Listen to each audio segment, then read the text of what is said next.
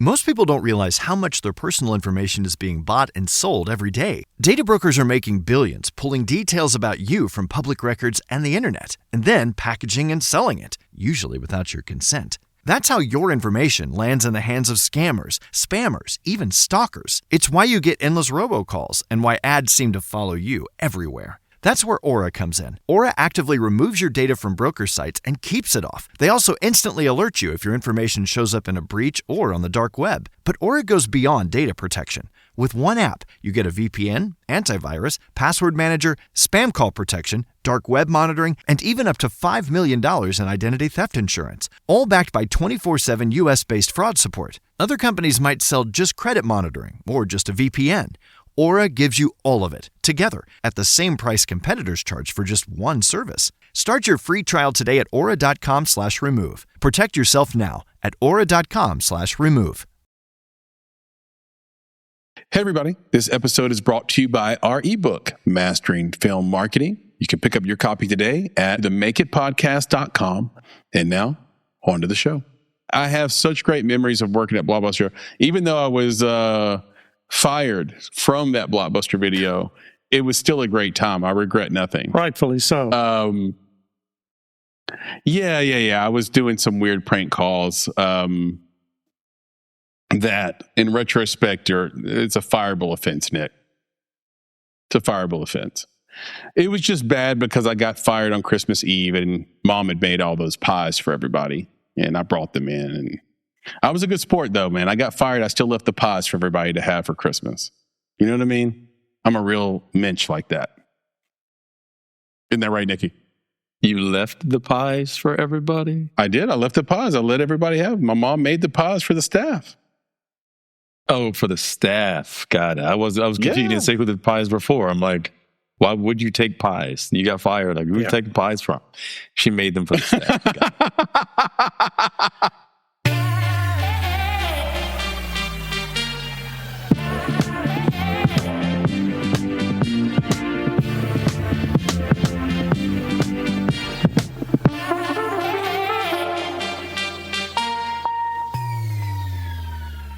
Hello, and welcome to another episode of the Make It Podcast. I'm your host, Chris Barkley. And I'm your host, Nicholas Buggs. And I just wanted to say, Chris, nobody else saw this. It was, before we actually started talking. Yeah. That little side-by-side thing you did right there, I was like, way over town. It digs on me. I was like, oh man, got his rage on. Like, if you had started the conversation like that, I would have died right here in my room. He was like, I'm your host. It's like, I'm like, it's like a little Ray Charles. Is a little Ray Charles. Is that what you're saying? Yeah, man. You had it going. You had that sway going. I was like, man, there's like one other guy who sways like that. The late, and the great Ray Charles. Yeah, man. At first I thought you were talking about preachers, and I was going to hit you with this. Swallowed up. Have you ever been swallowed up? Have you gone through a time of swallowing? So, shout out to TD Jakes. Yeah, but Stevie Wonder has a sway as well. Yeah. I think but it's not as stiff.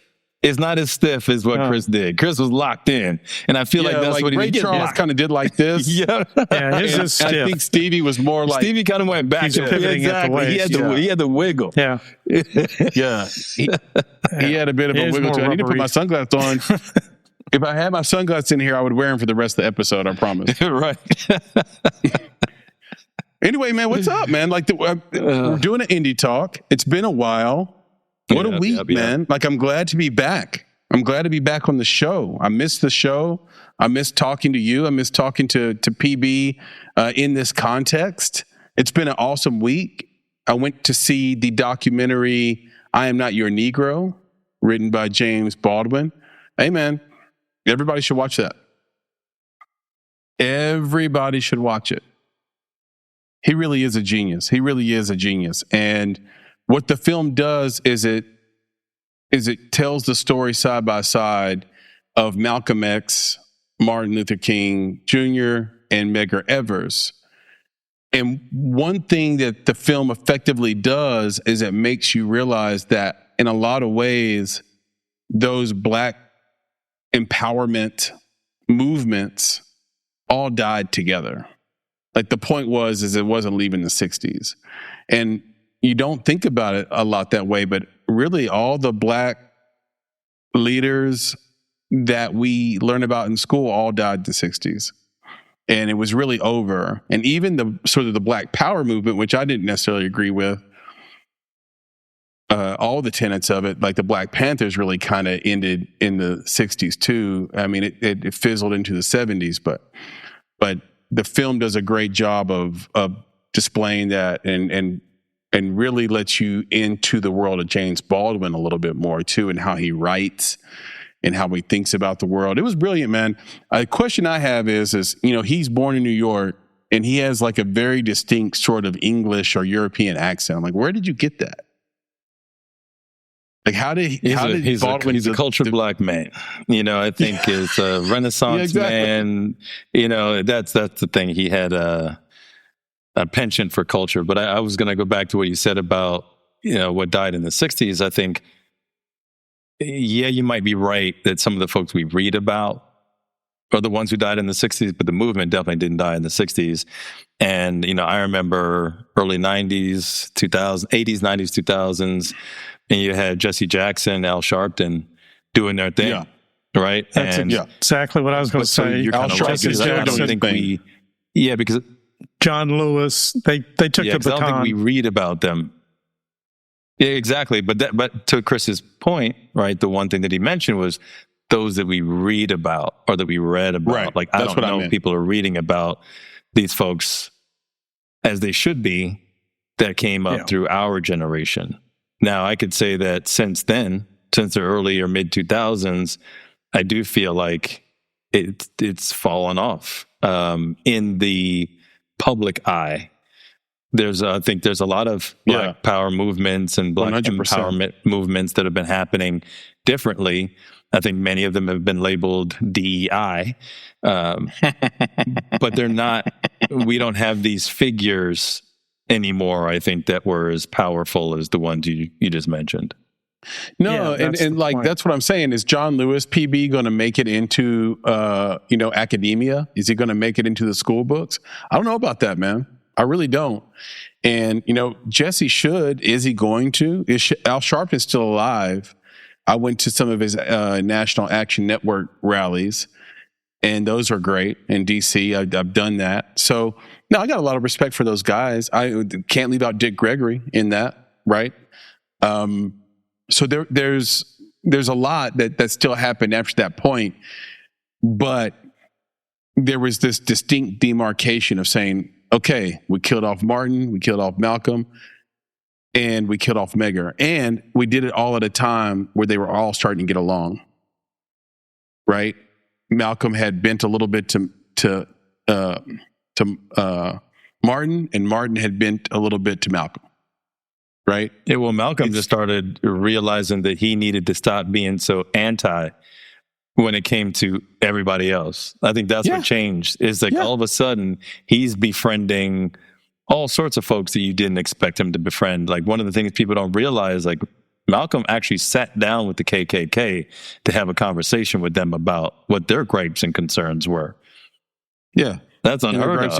Right? Their gripes and concerns are always fear, right? It's always fear and, the sense of a shift in political power based on belief, right? Like it's just crazy. Like, everybody should watch it. Like, at the end of the day, I think to steal a quote from Sam Harris, when people say they believe in something, you should believe them, right? And don't take it lightly. Like, people's beliefs will get you killed.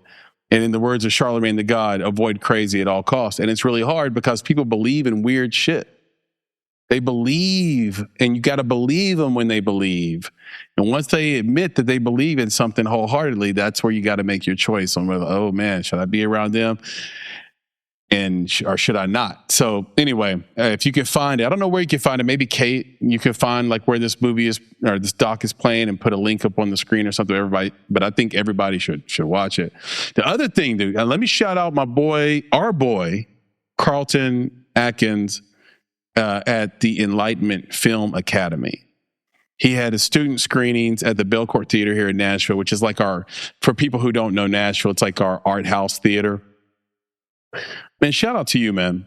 I needed to see it firsthand. I needed to see what this was all about firsthand. He graciously invited us to come.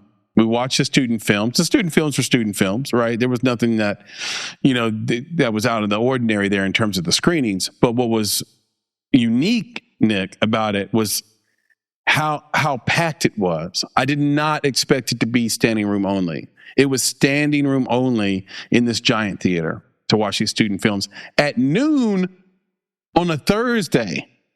Okay? So he's got a lot of people there. Second, he is changing these students' lives. And I wanted to see it firsthand. I wanted to experience it. I wanted to see what was really going on. Like, were the students really into it? What was this all about? No. I mean, they're cheering, they're laughing, they're in a great mood. They are excited about their future. And he made a great point when he spoke to the audience after the screenings. He said, when your kid comes up and says they want to pursue a career in film, parents get a little bit on their heels and say, oh, well, why don't we, maybe play around with that, but go ahead and get that degree in engineering or whatever else. But if your kid says, I want to go play football or basketball, especially down here in the South, parents don't even blink an eye, PB. They don't even blink an eye. They're like, yeah, let's do that. Right? Because they understand it. They understand what sport is. And I thought that was such a great point. Like, how is it any less likely you'll be successful in film than it would be to be pro in basketball or American football? And it's not about likelihood. It's back to what you said. It's about understanding. The parents are there to help the kids do whatever it is the parent thinks that they need to help the kid do. Right? And so the parent has boundaries around that. What can I help them do? What do I know? And that's it. You're right. I mean, like, when it comes down to the chances, the odds, the chances and odds of being successful in film are probably higher than they are as an athlete. 100,000%, Nick. Right? Now, I definitely, you see me pause. I said, as an athlete, I didn't say in sports, because there's so many things you can do in sports. Right? So that's different. So when they say I want a career in film, that's not saying I want a career as a director or a writer or as an actor specifically. There's so many things, especially at a young age, that a young filmmaker can become. And then they can have a wonderful career in film. But yeah, your point is spot on, is that the kids will say, yeah, I want to be the next NFL star, not broadcast journalist, not, cameraman or woman, right? There's so many things you can do in film. Grip. Yeah, there's so many things to do. A good grip will always work. Yeah, and you can do that for sports. You can do it for music videos. You can do it for news broadcasts. You can do it for production. You can do it for YouTube content. You can do it for a influencer. Yeah. Everybody needs a grip. Everybody needs a DP. Everybody needs an editor. Like, it's more viable now to have a career in film than it's ever been. Ever. One more time. Thank you. We gotta support it. And so going into this weekend, I'm hyped up. I'm here with my people. I've watched some films. I've done some. I just want to shout out Carlton one more time, because he did give us a shout out in front of all these people. He called out our podcast, told everybody to go subscribe and listen and watch. He called me out by name a few times. And he gave a shout out to the Nashville Film Festival, which is on your shirt, Nick. And so he really gave us some love in front of a packed house in the middle of a Thursday. And I just got to give him his love and his flowers too. So I just wish you were there. Awesome. I wish you were there, PB. You guys would have really had a blast and enjoyed that love. This weekend is going to be dope. We got the Odyssey tickets already bought, ready to go. Haven't seen it as of this recording, but this whole month of July really will sort of dictate like sort of the rest of the summer release schedule, right? So the one I haven't seen that I have to see that's already out is The Invite, right? All the film people love The Invite. So I've heard a lot about it. I need to see that. Yeah. I don't want to see it with my wife because it's about like the proposition of a menage a trois. And I don't know why I don't want to watch it with her, but I just don't. It's kind of like I didn't want to watch Mad Men with my wife. Like I never wanted to watch that show with her, although I love the show. There's certain things like you just like, this is more of a Nick thing where it's like you are what you eat, you are what you consume and watch. Like keep it family friendly for the family kind of thing. And so it's just one of those things. But the problem is she's my date. She's like the person I watch stuff with. So it's hard to watch something if she's not going to watch it. The reason is that you don't want her getting them thoughts. And them thoughts, you're concerned about is you don't want her thinking that you're doing what she's seeing on the screen. So it's like, let's just stay away from that. You don't need to be getting them thoughts. I don't need to be getting them questions. Why are you asking all them questions? You don't need all that. Now, but I will say, on a flip side or a different Can you imagine what it'd be like to date today, Nick? Yeah. No, I can't. But for me and my wife, it's listening to music that has particular words in it. So let's just say rap. Mm-hmm. I can't listen to rap in the car with my wife, man. Yeah, all that stuff. Like every time they start doing, I feel some sort of way. Like I can listen to it by myself and not have a problem, but as soon as it comes on and she's in the car, I'm like, ooh, did they just say that? Oh my gosh, what is this? Like, you know what I'm saying? Is there after this song title? Because this is explicit. Yeah, it just makes me uncomfortable. So I got to turn it down or turn it off. So, and it's only when she's in the car. She doesn't say anything about it, but I feel some way about it. Yeah, same thing. Like when the Clips album came out last year, the latest one, the one that was hot fire, which is called God Sort 'Em Out. Kate, you can put the album on the screen if people don't know who that is. But anyway, it's like kind of their return. They hadn't released an album since 2001, and it was amazing. But they basically rap about one topic, which is the trade and sale of cocaine. And she got to the point where she was like, don't ever turn this album on when I'm in the car again. I never want to hear it again. I'm like, really? Do you hear the lyricism? Do you hear the production? No, Context. She doesn't hear that. All she hears is some bullshit these guys are saying that she doesn't agree with. That's it. She is not able to go to the art place there. Nah. Yeah, I get it. I totally understand. I totally understand. I'm with you in the same way, and I think you're right about that. Like, I don't want to put certain ideas out there and then have to feel like she's watching my face as I'm watching the screen. You know what I'm saying? Like, I don't want, and then I don't want the thing you talked about, Nick. When we talk about our movie, Another Version of You, and I promise we'll get back to new releases. But when we talk about Another Version of You, we always talked about it being the perfect date movie, right? Mm-hmm. Why? Because you watch the movie with your significant other and you just feel good when you leave or when you finish streaming it or whatever. You can go to bed together. But if you watch certain movies, especially movies that are going to be up for Movie of the Year or going to be award-winning, those movies are what makes them great is they force a question upon the viewer. And when you find out you are on the other side of that question than your significant other, it creates discord. And then you can't have a feeling of aloha, Nick, to use your parlance there. All right. So I just don't want that because I don't know what the movie's going to do, but I have a feeling that we could leave there feeling a certain way. At right? odds. Like a certain at odds. Yes, that's my real. So, but I will say, so the rest of the films that are in the field for the rest of the month, there's a lot of them that look interesting. And of course, like you mentioned, the Odyssey was on the 17th. But of course, the film that I think everybody's going to be excited about is Spider-Man. Spider-Man. Yeah, it's what is it? It's an octant movie. So that's going to be awesome. Kevin Goetz. That's right. Kevin gets it. So it's that's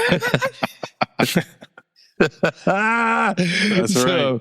Yeah, buddy. So, but the other thing that I'm actually really excited about is that they're going to be doing a limited re-release of The Fifth Element.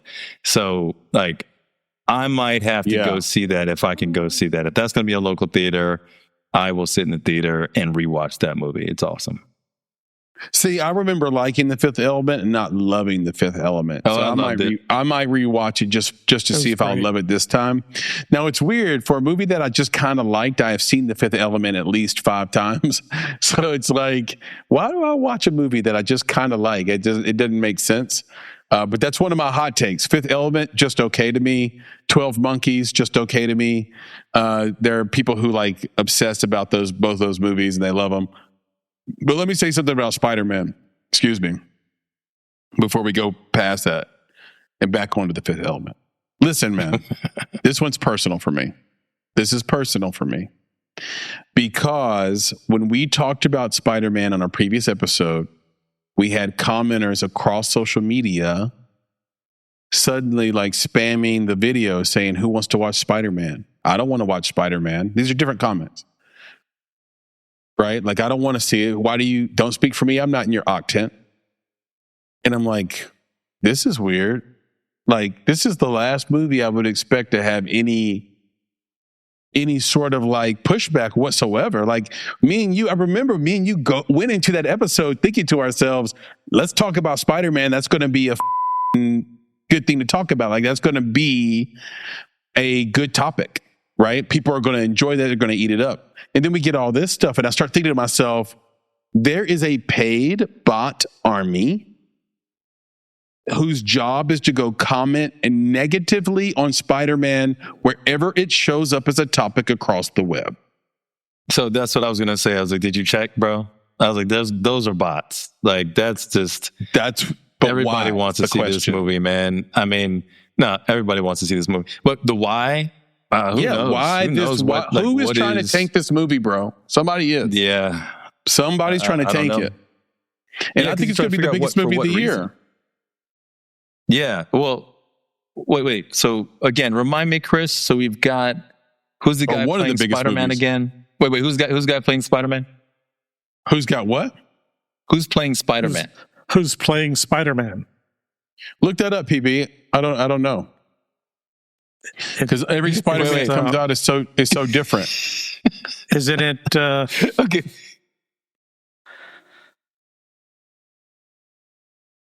Come on now, because I have to follow that up. It's not Tobey Maguire, right? No.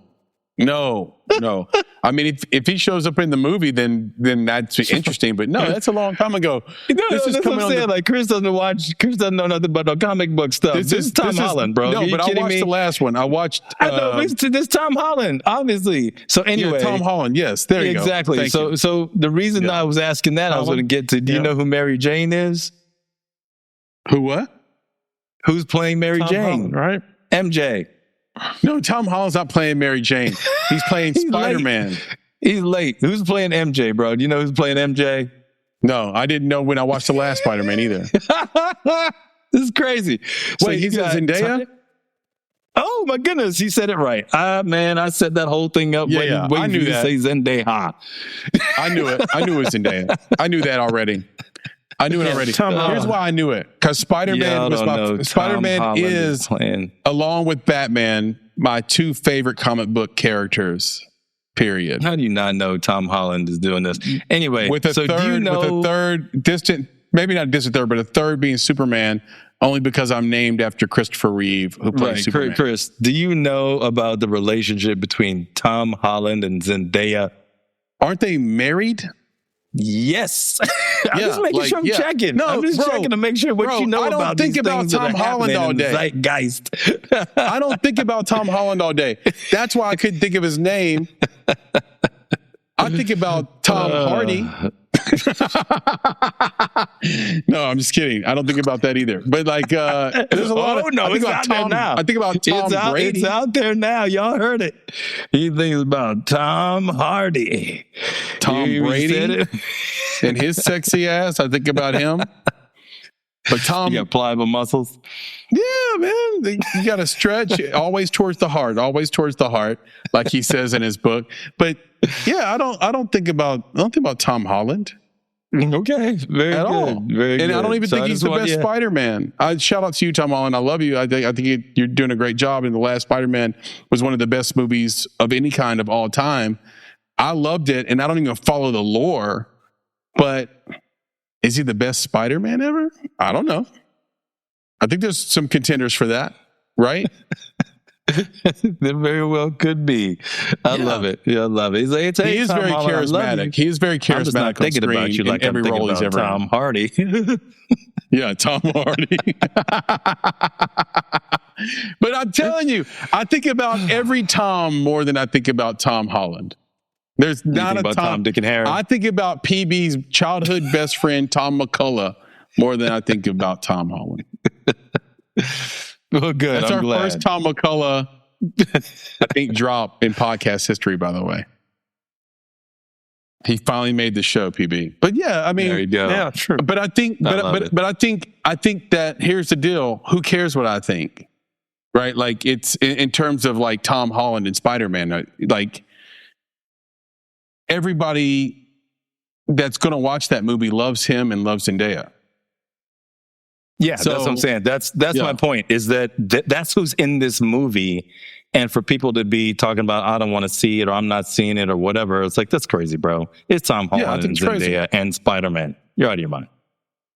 I'm not a comic book guy, to your point, but here's the deal. Even I want to see it based on the quality of the last Spider-Man, is my point.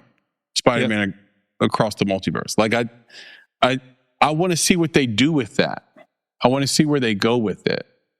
And I'm very nervous because if the movie does tank, which we'll talk about tanking movies that shouldn't have tanked but did tank, or at least movies that studios thought were going to do well that did tank. We're going to talk about that later. But I'm very nervous about this one, Nick, because if it does tank, then it's like, damn, maybe those guys aren't bots. Yeah, no. That's this one can't tank. This is one of those that's like, it just can't. It just can't. It will change everything for everyone if it tanks. Now, it'll just change everything.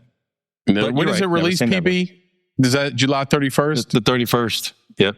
31st. All right, we'll find out. Well, listen, either way, I won't be a coward. I'll come on here and eat crow if it tanks at the box office for some reason. But like, I think it's going to be just fine. So I'm looking forward to that. I want to see the invite.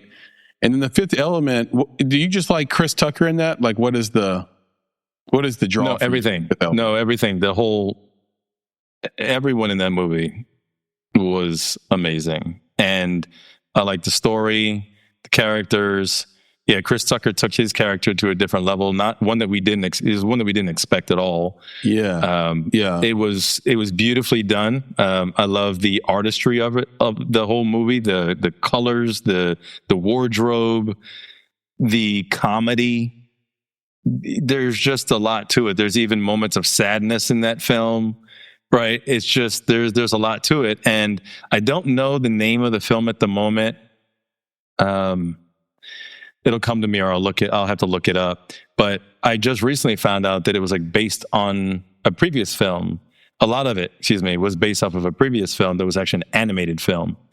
So I watched like a side by side of the animated film and The Fifth Element. I'm like, wow, they definitely did take a lot from the original animated film. So now I'm like, I got to go find this movie because it's probably hard to get. You probably only get it on VHS at this point. But when I saw that, I was like, yeah, even better though, because what they did with the film in live action was its own unique thing. So yeah, it's just a great movie. I love everything about it.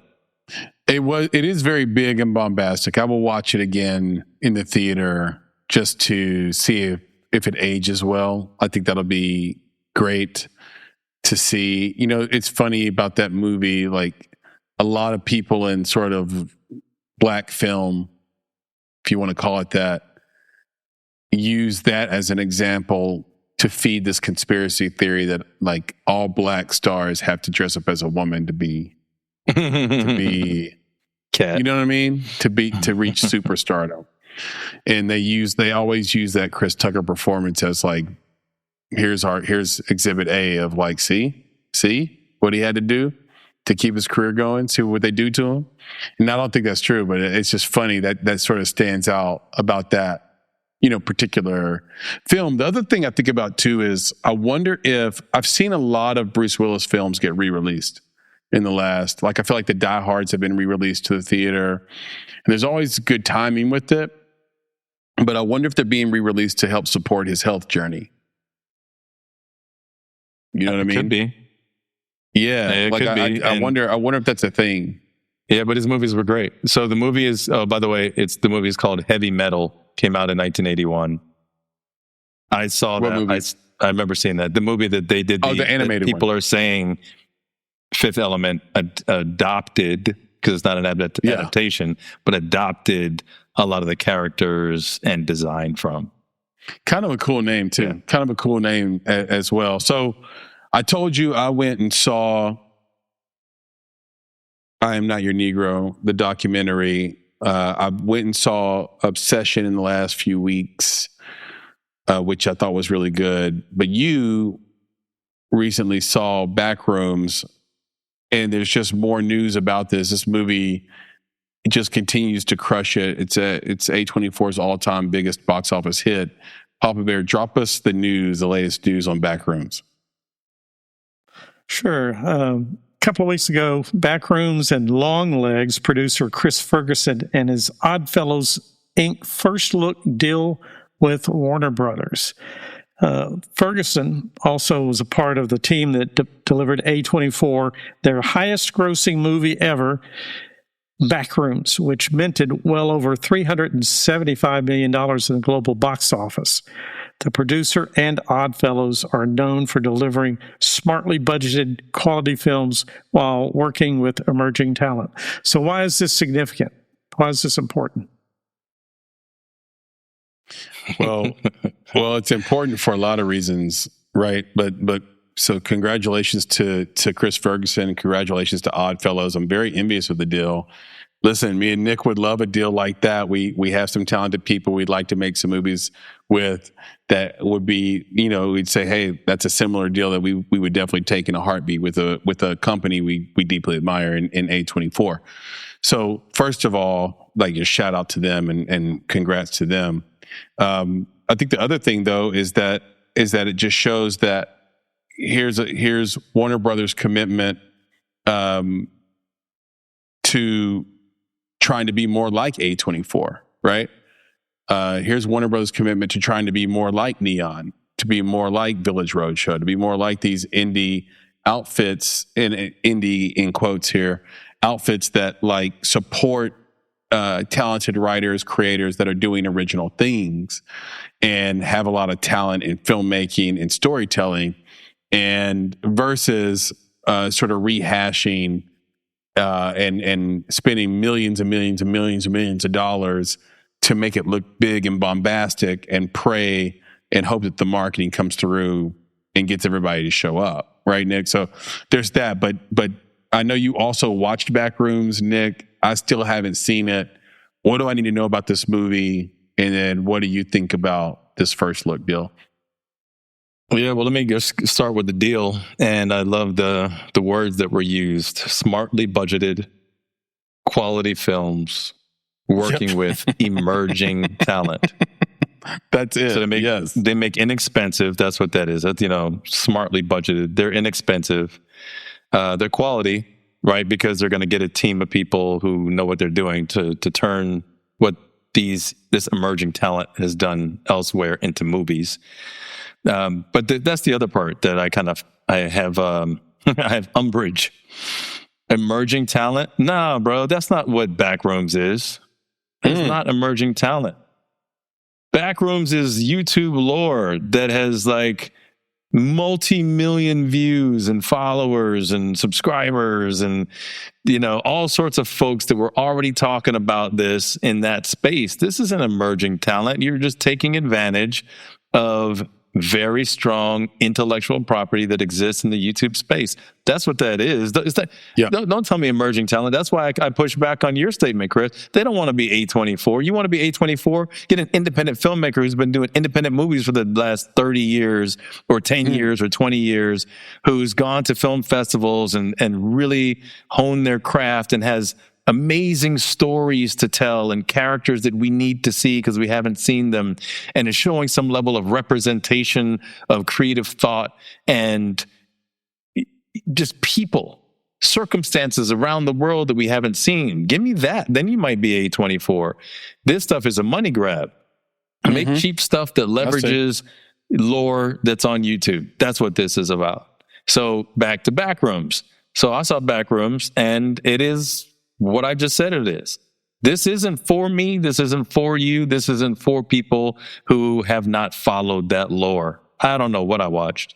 I don't know what that was when I came out of it. My son's looking at me like, so what'd you think, Dad? I'm like, what did I just watch? Explain that to me first. And then I'll let you know what I thought about what I just saw. And he can't explain it to me, right? Yeah. Because there's nothing to explain other than it's lore, other than they created this thing that you can't understand that, goes on forever, like the song that never ends. And that in itself created a conversation.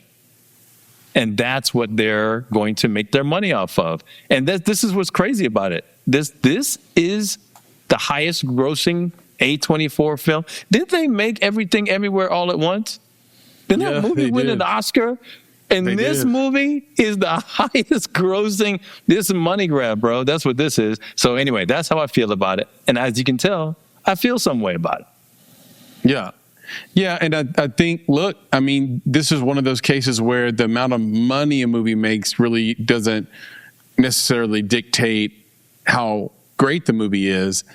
And it's always been that way, but the difference is with this one, I think people that are unfamiliar with the lore are getting the sense that, oh, this movie must be great because look who put it out, right? A24, and look how much money it's made, right? If a movie makes $1 billion and it's connected to a Marvel or DC character, we don't immediately think it's Oscar bait, right? Like we're like, okay, this was a good time out and it was worth the money and everybody had a great time. We left smiling, right? But we don't confuse it. But with this one, because people aren't familiar with the lore and they're seeing the money, they're like, there must be a there, right?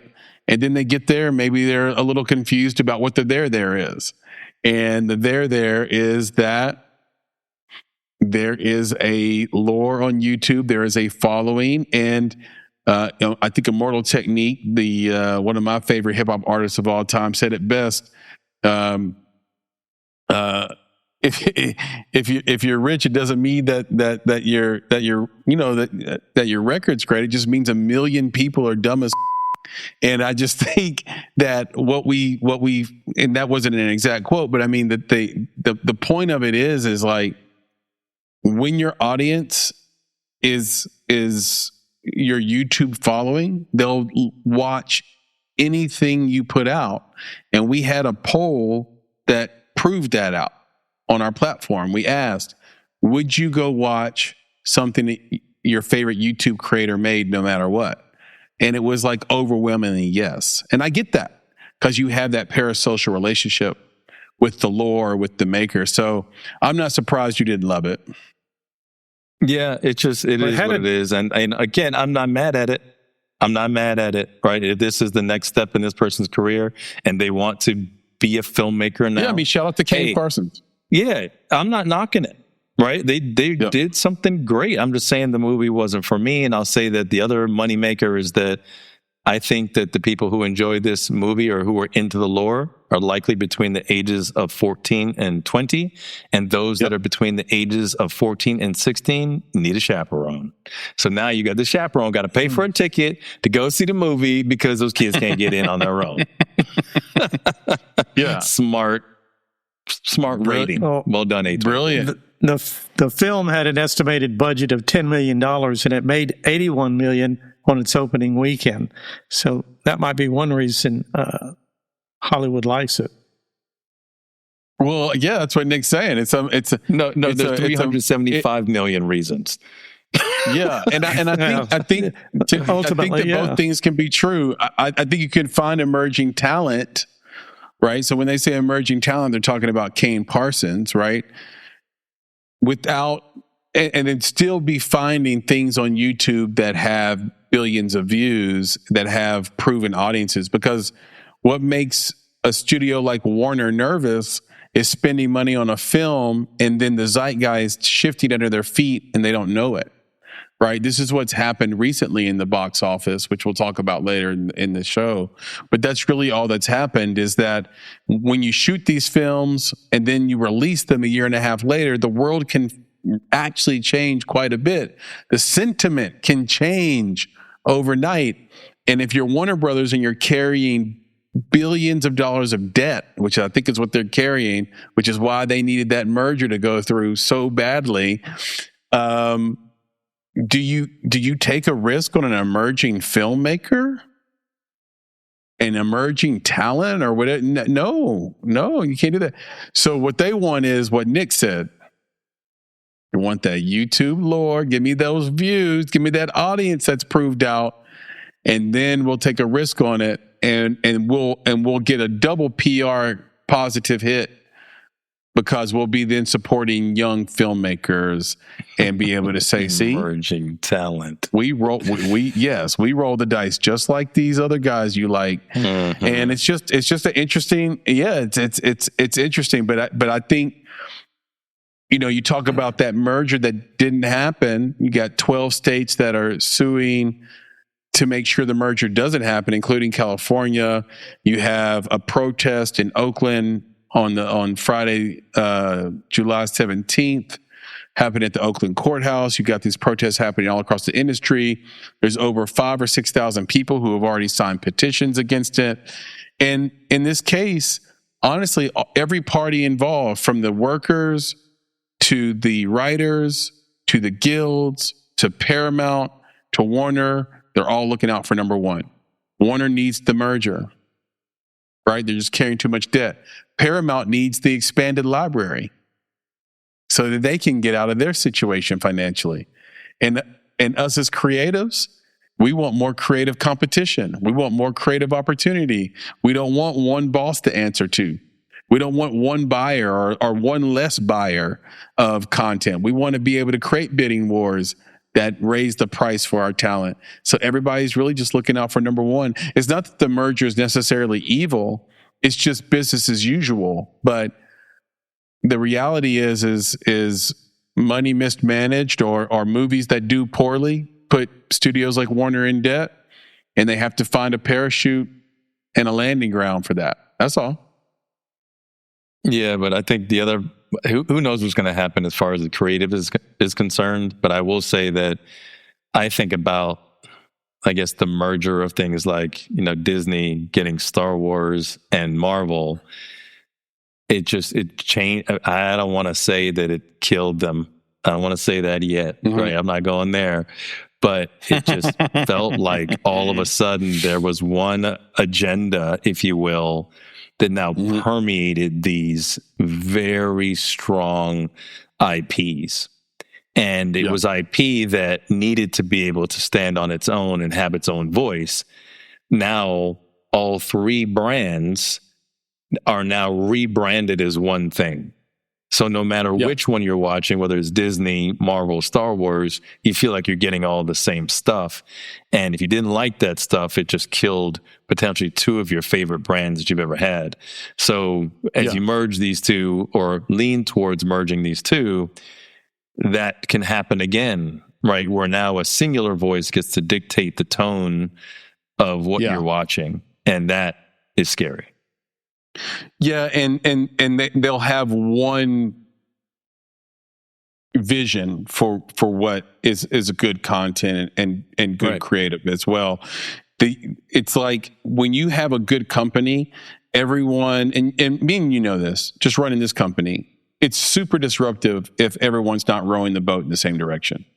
You got to row the boat, and it's got to go in the same direction.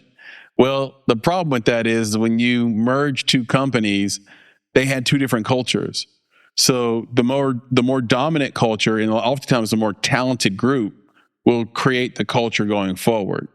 Now, we think in a perfect world, those two cultures will merge and create a new culture that's better. Doesn't always happen that way.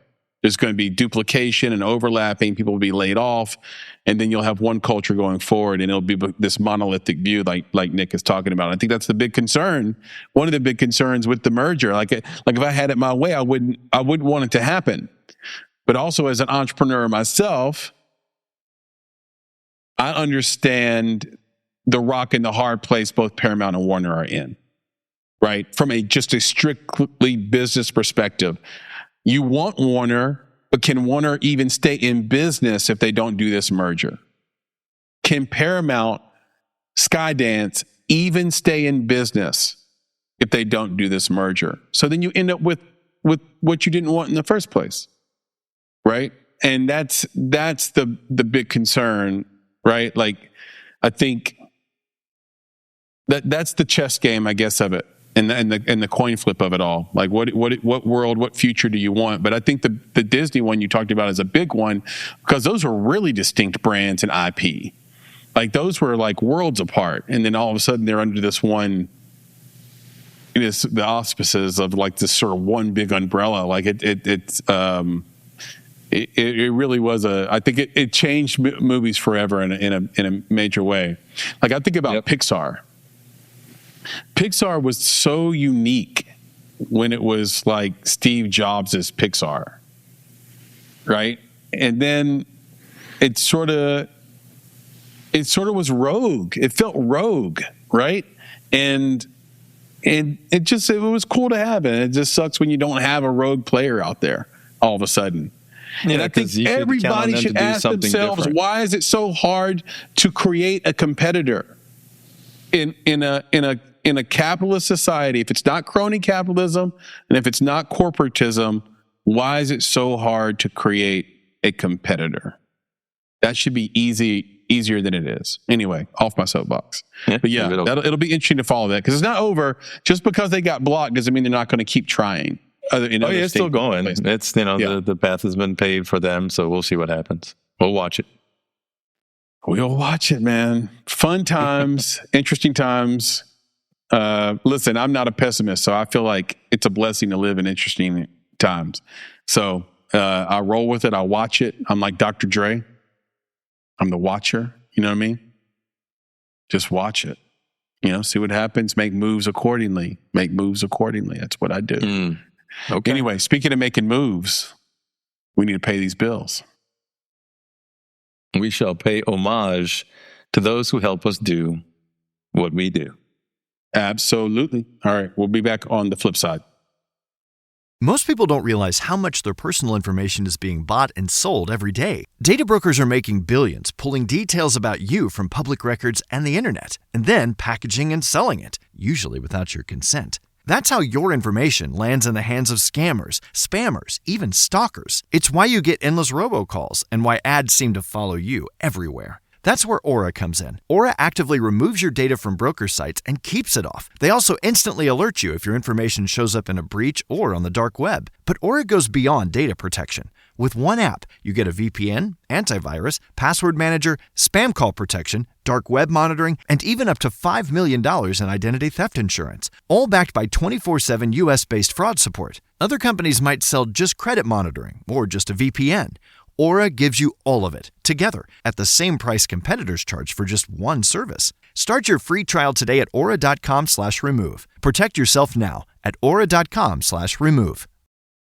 Hey, everybody, a quick pause, and don't worry, I'm not about to sell you a mattress or a meal kit as we have in the past and every other podcast in the world has.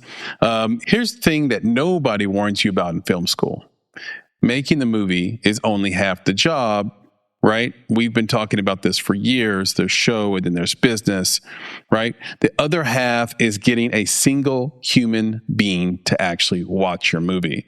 And that's exactly why we wrote Mastering Film Marketing, an ebook that walks you through building an audience, running a real campaign, and selling your film without selling your soul. It's the playbook we wish someone had handed us 10 years ago and maybe several bad decisions ago, but we're not going to go into that.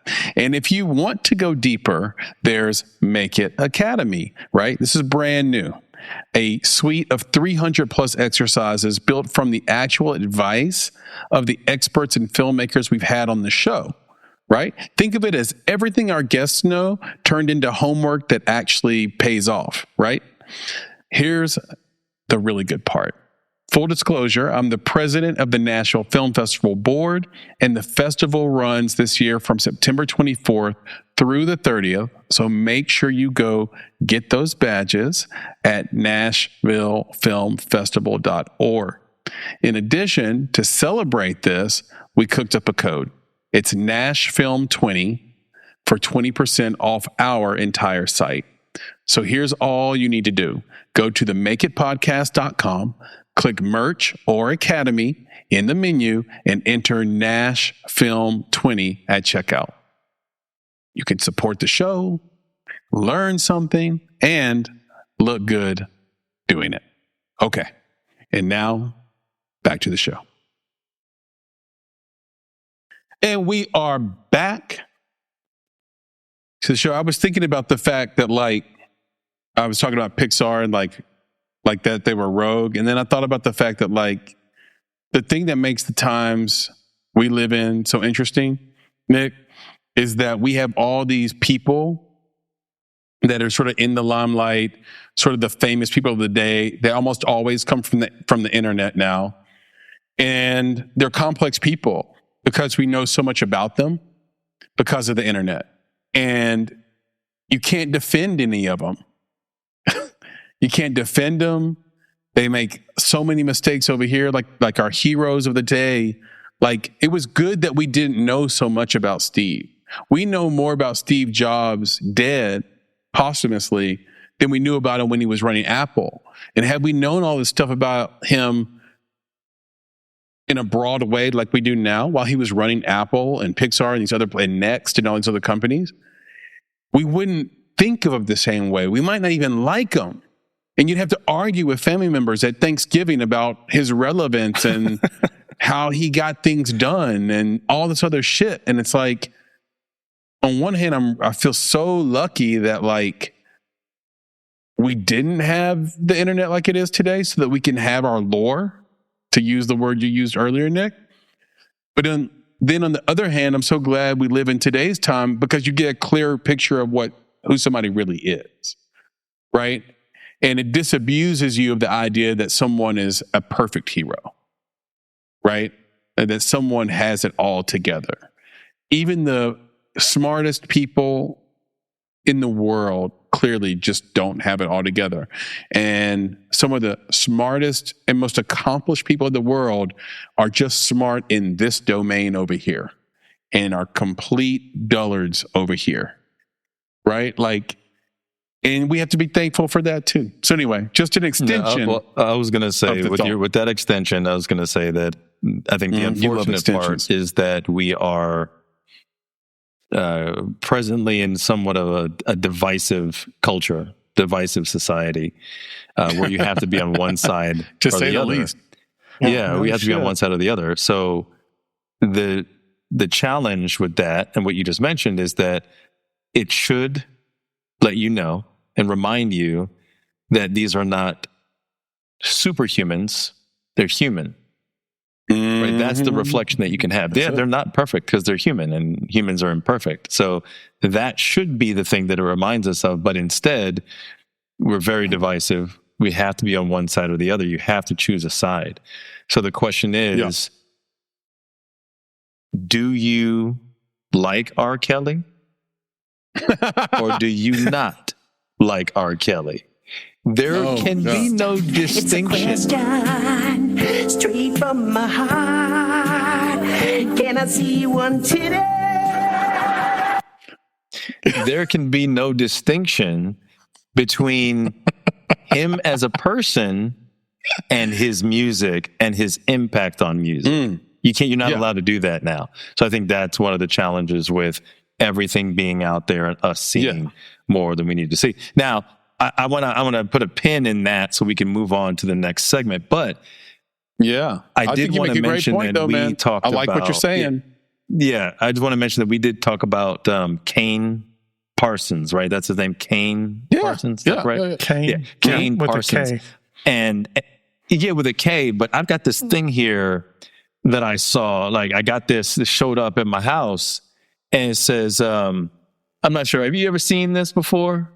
Oh, there it is. You know what this is? It says cane rum distilled from pure cane juice and aged in oak casks. That's a beautiful thing. As distilled and blended by the Colwood family for more than 200 years in Caribbean's oldest continuously operating pot distillery. Now, for this to just show up at a brother's house unannounced, how does such a thing happen, Christopher? I don't know. Can you explain to me how such a thing can happen? And so close to my birthday, too? I mean, come on. Happy birthday, buddy. And I tell you what, you told me, you said, oh boy, Papa Bear, wow. Don't make me come through that screen. Do not make me come through the camera after you with my hands around your neck. But but no, but yes, happy birthday. And you said you get me something that you're drinking. Yeah. Okay. And so shout out to you for having faith in that, knowing I have good taste in the bottles that I bring into the house. And, I entertain a lot. PB, you know that. You're over here all the time.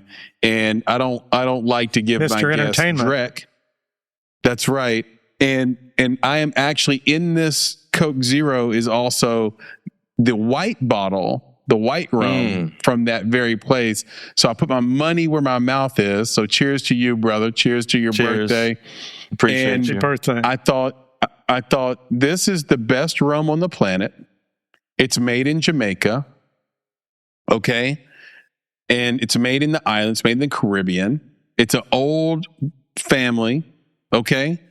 They employ black folks, if not owned by black folks. And they have one bottle called the Panty Dropper. And the Panty Dropper does do its job. What it says it do? Yep. And you do not need to send that bottle back for a refund. It can do it. Very good.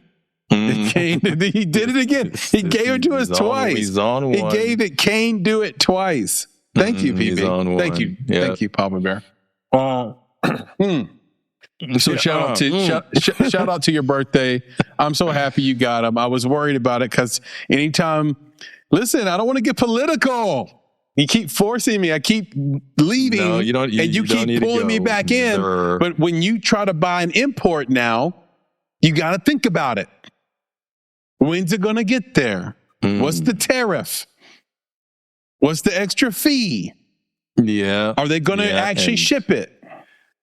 Yeah. Okay. And will they actually alert you to the fact that it's on your front porch? And will they actually alert you to the fact that it's on your front porch? So I'm glad you got it. I hope you enjoy it. Sip it.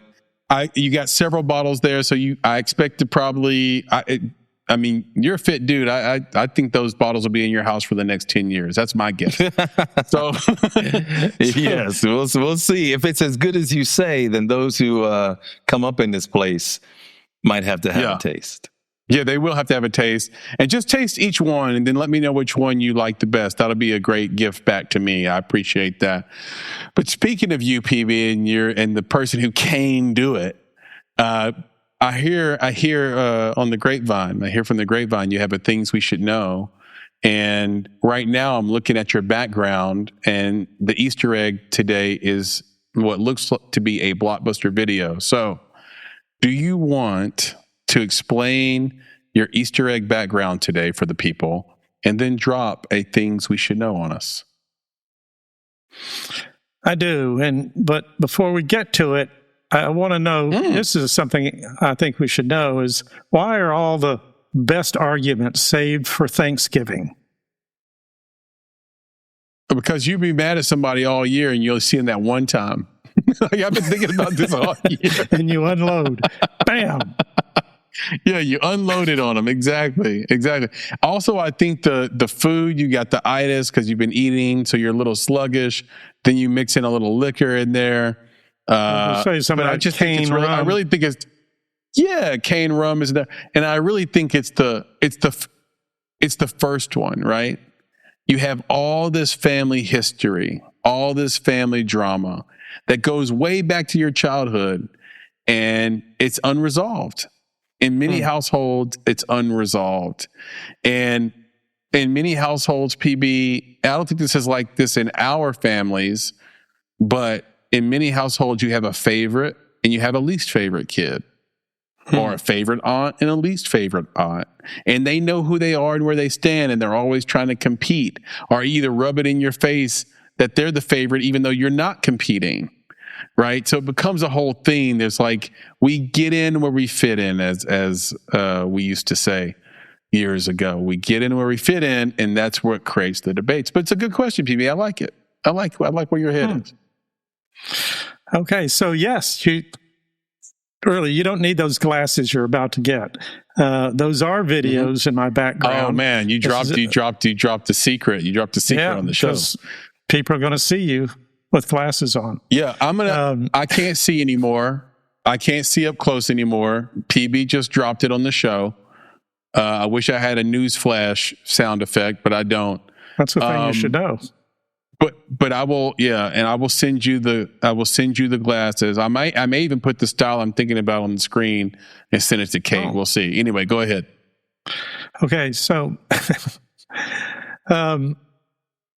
while boutique and specialized releases still occasionally surface today, this particular release marked the end of the mainstream mass market VHS tape era before studios shifted entirely to DVD and Blu-ray.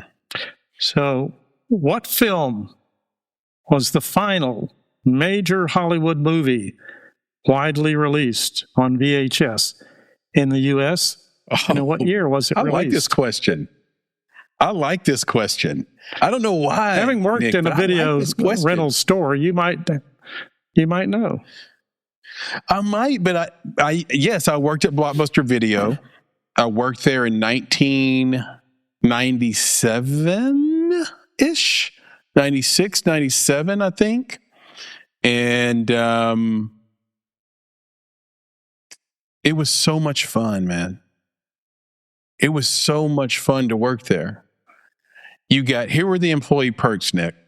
You got 3 rentals a night. Do you know how many? This really was the beginning in a lot of ways for me in film. I was watching 3 films a day. I was like intern Sam. Like, it was crazy. And they were all on VHS. And you had to rewind them. That was kind of like, you didn't know any better, so it wasn't a pain in the butt. But people still didn't do it all the time. But just the thing is that you had also the community, PB. People would come into Blockbuster and hang out. Yeah. They didn't have the money to rent anything.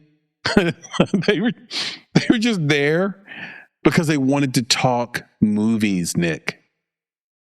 Like, where does that exist today? I mean, that's a good experience. I love Netflix, but Netflix killed that community. There was a community. People would show up at the video store. And whole families would show up. Movies. Yeah, whole families would show up, and each kid got to pick out a video, and you got to know all the families, and I can see. Yeah, it was fun to work there because people knew you were someone who had watched a lot of films, and they just assumed you had watched all the latest releases, and which was for the most part true, because you would have first dibs as your employee rental, right? And it was genius by the people who ran Blockbuster, because they knew if their staff had watched the movies, those movies would be more likely to be rented if they were good movies, right? You had posters, you had giant cardboard pop-ups all over the store, you had movie theater candy and popcorn being sold at the concession stand. And it was just a weird business. Like, people would come. We had a X-rated area, Nick, that I know you would enjoy. It was funny. It was in the back corner, and it was covered by a red velvet curtain. Always had a curtain over it. And you had to like show your ID. Yeah, there was a curtain. And you had to show your ID, and you would go in there and, enjoy all your masturbatory, activities, proclivities. But like, that was but I don't think you could really do that. I'm not saying no one did. I never went in there. I don't even think I was old enough to go in there when I worked there. So I never went in there. I just knew it was there. Yeah. So people were creative back then, even with the X-rated stuff, PB. Like, there was a movie with Kevin Bacon. No, it wasn't Kevin Bacon. It was a movie with Kiefer Sutherland called Flatliners. Yeah. Do you guys remember this movie? It was a pretty good movie. I promise you, and I don't know how they did it.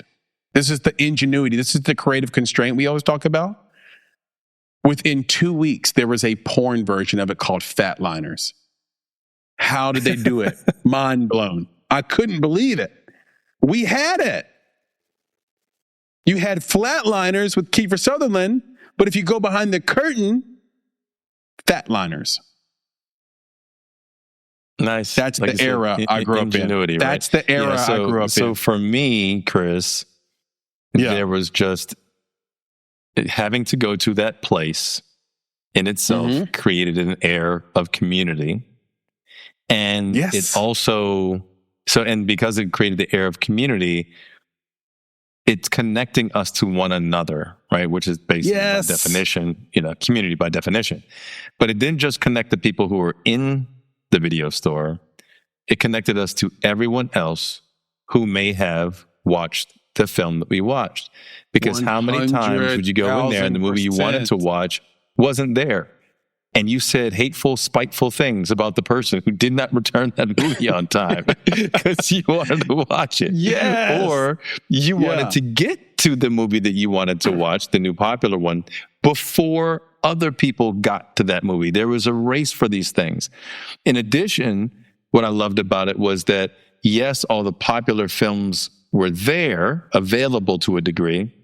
Yeah. But if you couldn't rent it, you had to turn to something else.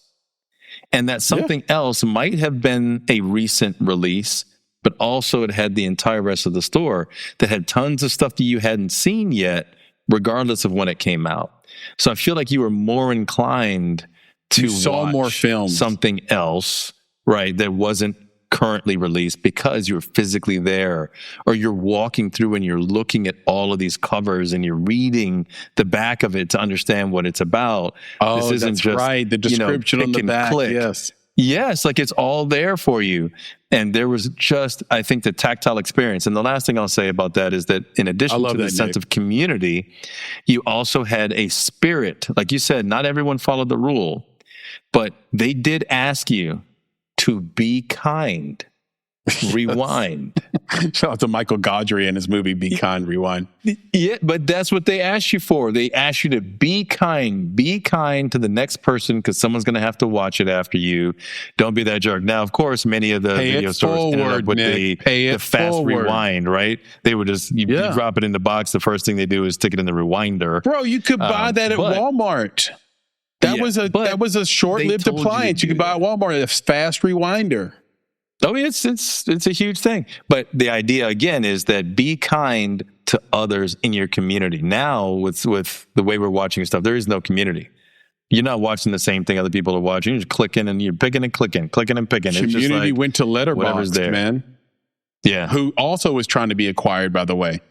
Letterboxd is trying to be bought right now, right? Yeah, so that's just another business problem. There won't be a protest about that, but which I'm not mocking the protest at all, but they are trying to be acquired for the same business reasons that everyone wants to merge and acquire. But the what's the answer, Chris? Yeah, I don't know the answer. Nick, I loved everything you just said, and you're spot on about people literally would rent a new release and then 2 old movies that they meant to see 5 or 10 years ago. That's right. And Netflix started that way, but when they would mail DVDs to your house, it was all about licensing movies that had already been out. It wasn't like it is today, where Netflix basically makes their own films or turns them into their films once they purchase the production and distribution rights to it, or co-produces. You were really picking from movies you already knew, and they were mailing them to your house. So yeah, just us reminiscing, just us guys near your birthday, Nick. Just another year has passed, and just reminiscing about the nostalgic time that was Blockbuster Video. PB, thanks for that Easter egg. Yeah, but now on to your question. What was Chris, the last?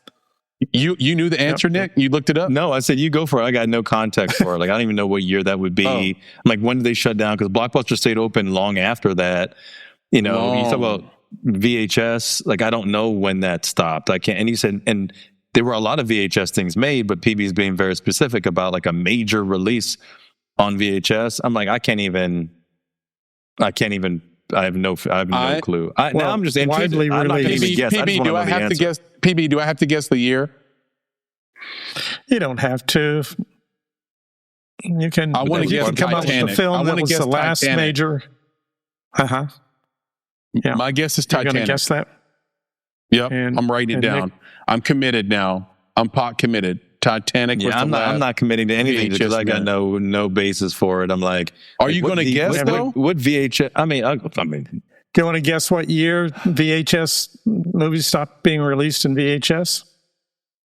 VHS stopped being released on VHS in 2004. That was when they gave up for good. 1997. 2004. You're going 1997? Yeah. Okay, PB, what's the answer? So, the 2005 action thriller. Shit. 2005. Well, it wasn't released until 2006. A History of Violence, directed by David Cronenberg. Yeah. Widely released on VHS and DVD. So, A History of Violence was the last. Is a wonderful movie. Never would have. Oh, there's always a caveat. Okay.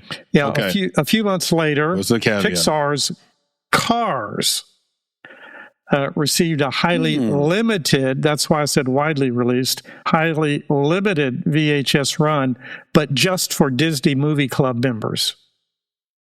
Ooh. And that Disney, was in 2000. I knew so many people that were in that club. I had a friend who had a wall of Disney VHS movies, PB. Great. A wall dedicated, floor to ceiling. Bop, bop, bop, bop, bop. They came in these white cases, very colorful poster, like key art on them, but they all came in the white shell case. So it's like a special case, and you could put them in there on the wall. It was pretty remarkable, actually. You know what I mean? I've got more than a handful of those myself. There is one more caveat. The South Koreans did not stop releasing films on VHS. And so that's why I said in the U.S. Yeah, South Koreans released Christopher Nolan's Inception in 2010. On VHS? Bro, on VHS. I was going to say Inception as a joke. Were you really? Were you really? Literally was going to say that as a joke. Like, I knew the answer wasn't Inception, but like I was going to say that as a joke. Like that, and you said, I'm like, no way, bro. No way. No fleeting way. South Korea continued to take Western and Asian movies, and put them on VHS long after we had stopped. And so Inception was the last one they did in 2010. Well, I got to go back to History of Violence and say we had Viggo Mortensen and Ed Harris in that movie. Yep. And I haven't said it. I'm going to say it on record. Like, man, Ed Harris, bro, one of the best to ever do it. Like, just go through his filmography, period. Like, you could do that as a thing. You could do that as a course. Just watch his movies. Anything he's in, he doesn't have to be, the lead actor. It doesn't matter. Just let him be in the movie and watch him cook. Amazing. Just amazing. Yeah. Another big 100%. Name in the film was John Hurt. John Hurt. Remember him? Yep. Passed away recently, right? Wait. Didn't John Hurt pass away recently? Or am I wrong? I would hate William Hurt. William Hurt. Oh, yeah. Liam Hurt. William Hurt. Yeah. That's a good thing we should know right there. That's multi-layered things we should know. Like, I guess the official answer is A History of Violence, but really do you remember the film? It continues on, like, because South Korea, just because it's in South Korea doesn't mean it's not widely released. Like, South Korea is still a thing. Like, so that's a great thing we should know right They did the releasing. No, I know. I'm just saying the idea that, like, Inception was released on VHS is fascinating to me. Like, the idea that there's a VHS Inception floating around out there is a thing I should know. And you did it again, man. Always crushing it, man. That was fantastic. I by the way, shout out to my boy Josh Plassey, friend of the show. He did a show in South Korea, and he was so complimentary of it. He was like, "You got to go to South Korea." He's like, "The city is more dense than New York." It's like crazy. He said people are just doing amazing creative things there, and it's so dense. It's a concrete jungle. He said the only thing that's bad about it is that there is, like, a cultural thing around, depression there. So you just got to be careful there. They have a very, very high rate of depression in South Korea. That's the only thing he said that was bad. So outside of that, shout out to you, South Korea, and shout out to you, Papa Bear, for your things we should know. And we've been kind of teasing this, Nick, like all episode. And I think we should just drop it on, like, this idea of, like, why things are working and why things aren't. And to me, I keep reading confusion. Like, all these articles from Variety, from The Wrap, Hollywood Reporter, they all seem to be a little confused about what's happening, right? I read an article that said studios are investing in the emerging talent, Nick. They're investing in the emerging talent. And that is why that is proof that audiences are hungry for original stories. No, that's not what's happening.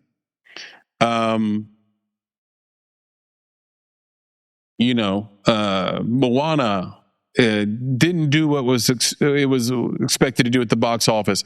That's because people really aren't into live action versus anime. No, not the case. Like, this confusion is mind-blowing to me. And all that's happening here, whether it be Supergirl, Moana, the latest Star Wars, is that the world shifted out from underneath these movies from the time they were shot to the time they were released. Simple as that. And what happened in the world was the audience was no longer interested in your father's IP, in their father's and mother's IP, right? It's not that IP isn't working, because IP is working. It's just, where did the IP come from? And is it the first time they've seen it? Christopher Nolan's The Odyssey is IP. but no one's made a big blockbuster summer tentpole movie out of that IP before. But hey, man, when I was young, I didn't necessarily want to listen to Jesus Christ Superstar because Papa Bear loved them, right? That was his jam, not my jam, right? I can appreciate music. Yeah. But that was your stuff. And I appreciated it, but it wasn't mine. And people want their own experience. They keep rolling out Star Wars, and Star Wars is 40, 50 years old. Like, these kids don't want that. The audience, the people that are going to theaters that have quote unquote saved the box office are under 30 years old. They're not trying to watch a cartoon from the 80s. They weren't alive. They're not trying to go watch He-Man. We had Kevin Goetz on this podcast. He said He-Man was awesome. I bet it was. No one cares. No one cares that's going to the theater. Who's not going to the theater still to this day? Remember the panic in COVID? Like, no one's going to the theaters. Theaters are going to go under. 2022, 2023. That's still true. Like, the guys like us, we haven't really gone back like that. Right? He-Man was for us, and we didn't go watch it. The new Star Wars was for us, and we didn't go watch it. You understand what I'm saying?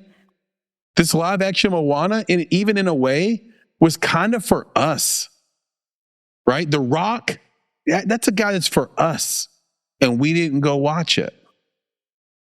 The people who are spending money, who have that $20 per ticket, who will go spend $100 on a night out at the theater, they're under 30. And what Nick said earlier, they might even be under 20. And they're watching the stuff they're interested in. YouTube lore.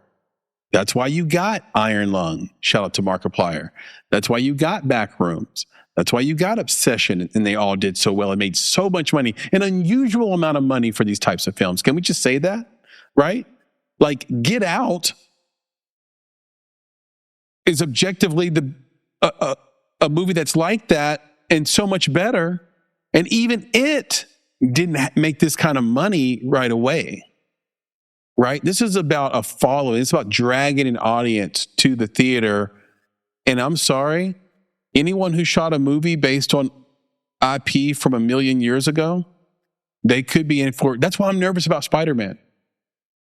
Now, they're lucky because they have Tom Holland and they have Zendaya, but like, I'm worried about that.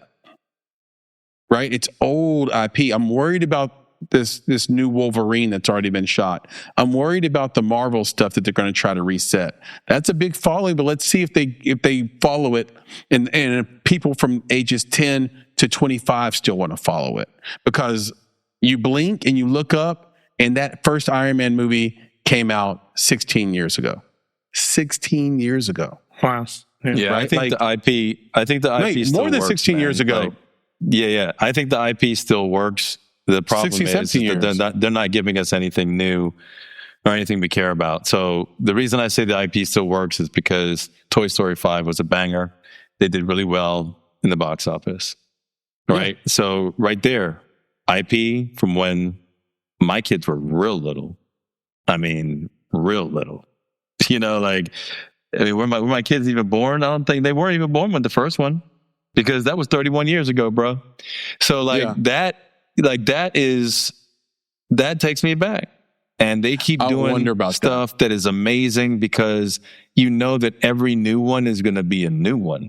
Like, it might pull from some of the other stuff, but it's a new movie, and they continue to kind of follow this progression of growth and, you know, growing up. They're getting it right. Mm-hmm. Where has He-Man been? No one's talking about He-Man in 77 years. Like, why are we even bringing him back? Like, he's not even part of the conversation. And who's He-Man? You know what happened? Who is playing Skeletor He-Man? and He-Man were popular on memes on the internet, Nick. No, that's it, bro. But that's it. It's not even that popular. They're just amusing. So if they had brought He-Man back and said, guess what? Jean-Claude Van Damme's playing He-Man. I'm watching, bro. I'm in. You know what I'm saying? I'm in because he's a hero. He's a freaking action lord. Like, I'm going to go see that movie. But who was He-Man? I don't know who that guy is. Why is he He-Man? Who was He-Man? I don't know. I don't know who he is, man. I'm not going to even look him up. It doesn't matter. That's what I'm saying. Who is that? What is that about? All right. So then you have, like you said, these other things. Like, why did freaking Supergirl was Mandalorian played by the old Queen of Dragons from but Game why of did Thrones. Mandalorian and Grogu not do well? Because what's new? What are you gonna do? Like the second season, did you really throw me new stuff? Was I expecting a new experience? No, I was expecting you to repeat whatever you did on TV on the screen. I don't need to see that. I don't need to pay $28 for that, right? So Supergirl, bro, the trailers, why do the trailers look just like the trailer for Superman? Why do they literally do the same move where they do slow-mo and she Superman saves somebody made a ton of from money. some crap? Yeah, but like she literally does the same thing. So like I'm watching that, and really, do I need to see freaking, what's his name? Of course, I'm blanking on his name right now, but Lobo. Like I'm serious. Like he was already Aquaman, bro. Yeah. I don't need to see him as Lobo, and I'm moving on from him. Yeah. Now you get back to Moana. Like what were they thinking? I don't know how many people I've talked to. I'm one of them because I talk to myself. Now, I'm one of them who's like, look, I don't want to see The Rock in a silly little wig. Like, that's not something I want to watch. Like, that's silly, bro. Yeah. And he's wearing a muscle suit. I want to see The Rock in a muscle suit in the wig. No. So many people are like, bro, that's it for me. Like, that was it. When I saw The Rock in a wig, I was like, nope, not for me. So that doesn't work. You're giving us the same thing. To your point, Chris, about the 20-year-olds or 30-year-olds, why would we know the story. We know what happens.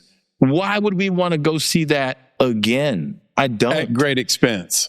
At great expense. So give me something new. You can do The Mandalorian and Grogu, but give us the expectation that you're doing something net new, right? You can do Moana 3. I think Moana 2 did decently in the box office. Probably didn't do great, but it did decently. Stop doing. What are you doing? Right? That's the thing. What are you doing? Give me Toy Story 5. Just take that, whatever they did, package it up, give it to somebody else, and say, do what they did. I want to address your Toy Story point because it's such a great movie to pick out. Because I do agree, that movie crushed it. All the Toy Stories are great. And it is a little bit older than people think it is. I think the reason Superman did great last year and the reason why Toy Story did great this year are the same.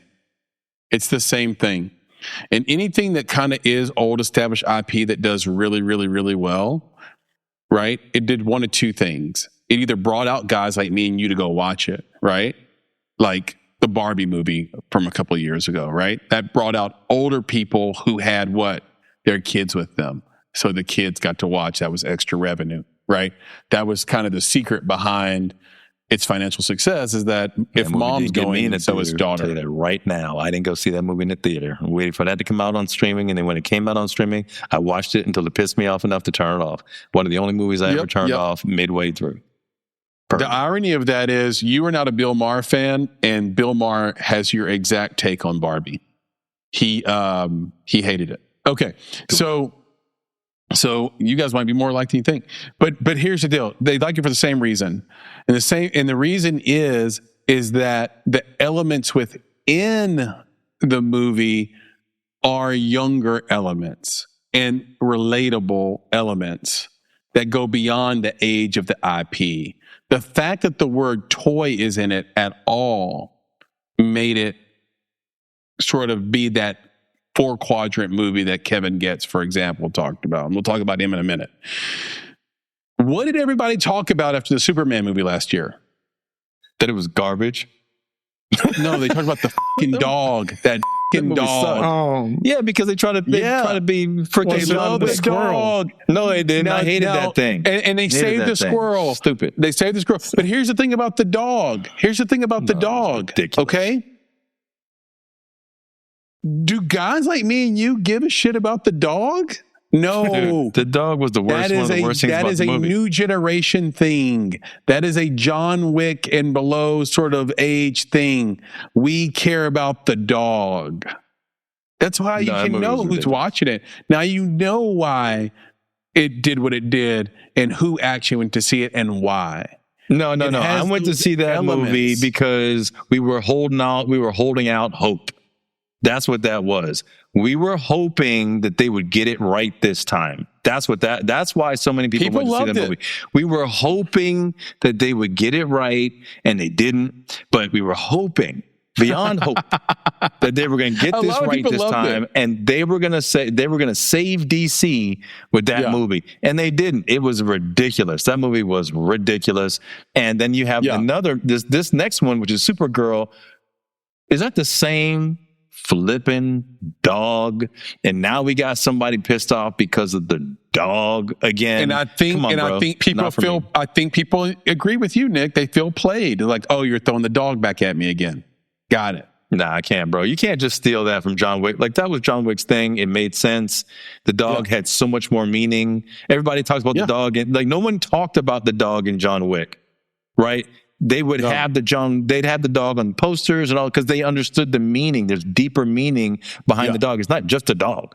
Come on, guys. Like, anyway, I don't want to get on. But I think that's what it is. I think those movies had those elements that younger people could cling on to, and then suddenly they're saying, yeah, I'll go see that. I know my dad's going to go see it, but I'm going to go see it too. And so those, to me, are like exceptions to the rule when they do happen. But I just think, I feel bad. I do. I empathize. Like, if you shot a movie in 2023 or 2024 and it's releasing now, I just feel it. Can't you feel that shift, Nick? Like, the movie-going audience and the desire they have to see a particular film or not has shifted in the last 8 months. I don't know what triggered it. No, I don't know. But it just shifted. I don't know. The sentiment I think that there's a new space. I think there's a new space for this YouTube IP. I think that's a cool space to be in. I just hope that they actually find something that, is really going to be cinema. I think that, like, when Markiplier did his thing, I praised him for what he was able to accomplish, but I think that that's not the best of what he's going to do on the screen, on the big screen. Yeah, he's got more to do. He proved that he could do it. That's one of the most amazing things to me. Same thing probably for Kane Parsons, is that he was able to prove that he could take this and move to the big screen. But those filmmakers are going to need to really step up if they're going to do the next thing well, if it's not based off of existing IP.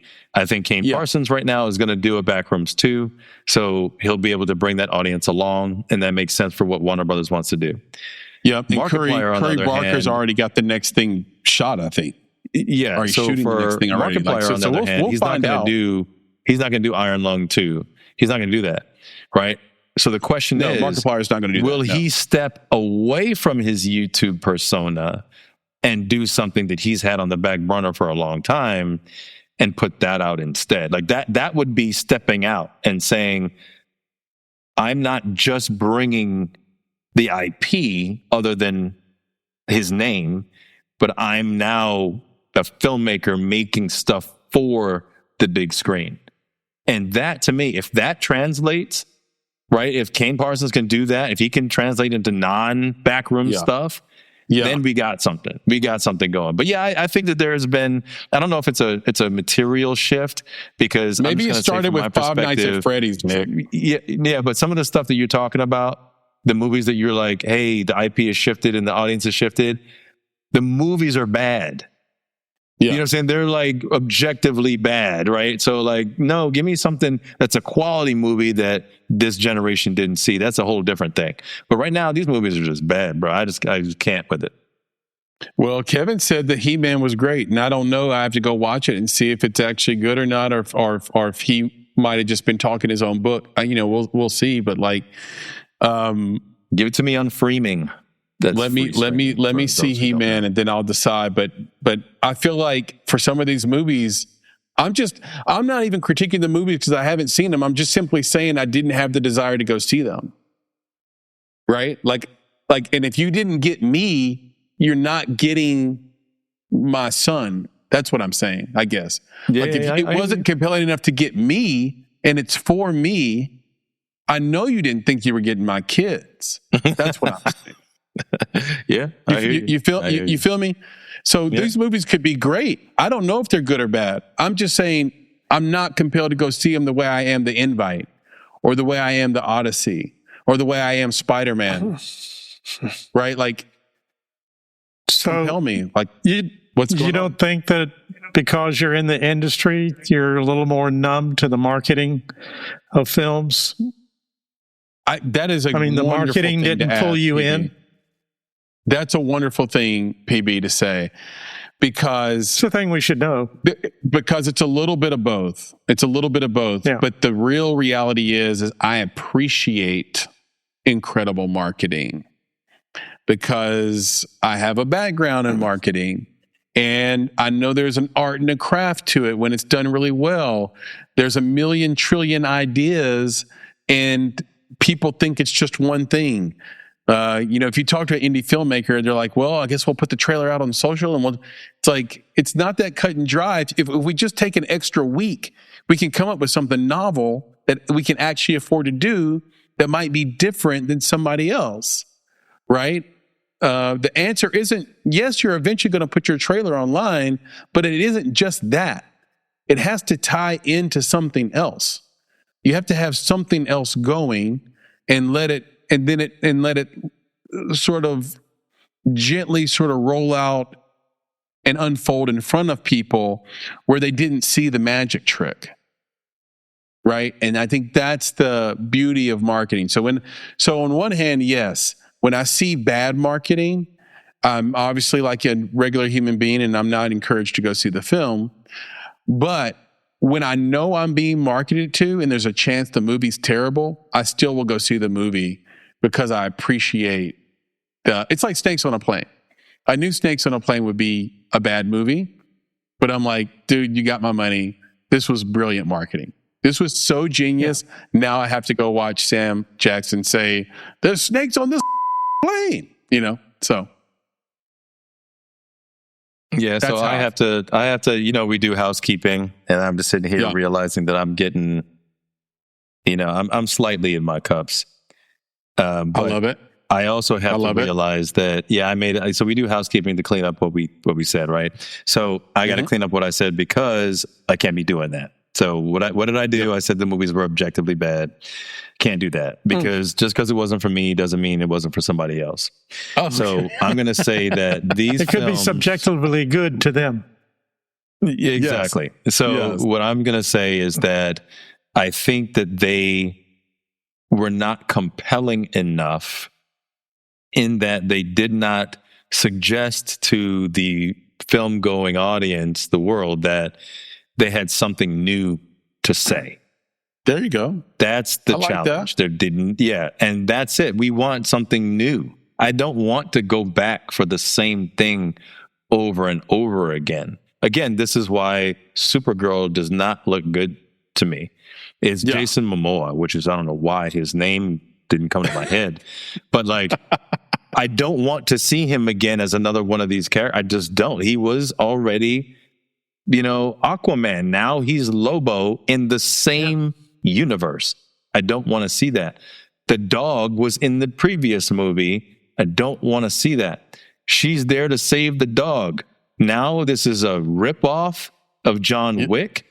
I don't want to see that. This is exactly like, give me something like, so He-Man.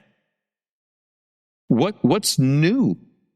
I don't even know what the last thing was. It was 30 years ago. So I don't even know what new is. My expectation is that you're just going to give me He-Man again. Now, maybe it is good. But you did not compel me through the belief that I would see something new, that I would go spend that kind of money in the theater. Moana, not even Moana 2. Moana live action. You were specifically telling me this is not new. This is the live action version of Moana. Of some shit you already showed me. Exactly. So that's what I'm saying, is that you are not compelling me into the theater with the expectation of something new.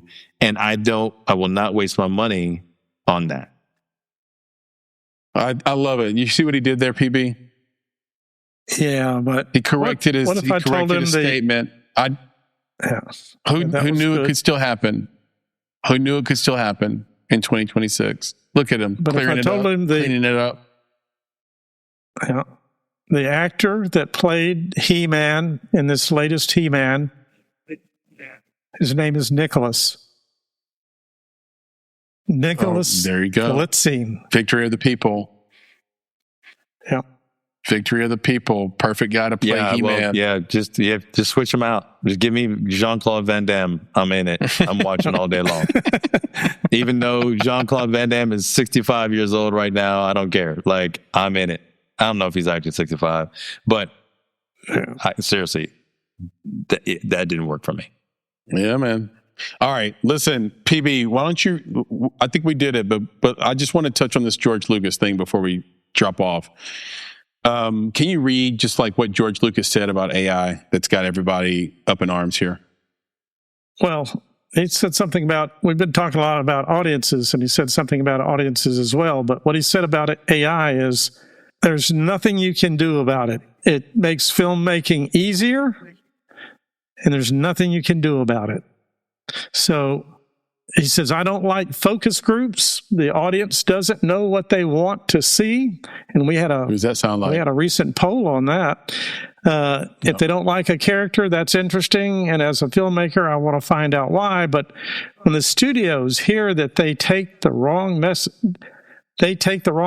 they let the audience actually make the movie. Of course, now they go crazy with that. Now it's all about the fans and what they think. That isn't how you make the movie. You make a movie by finding someone that knows how to make movies, that has a story to tell, and is passionate about it. So he doesn't want the fan input on what makes the movie good or better. That's right. Which kind of goes against our recent guest, Kevin Goetz.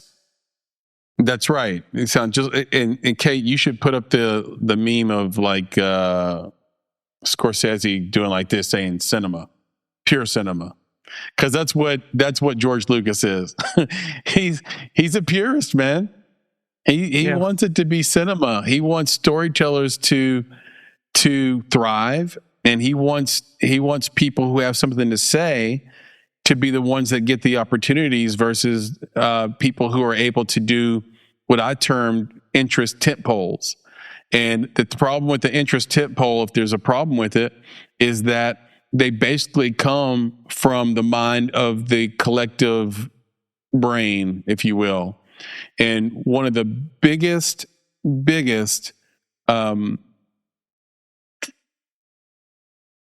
mistakes, I would say, maybe there's a better word than mistake.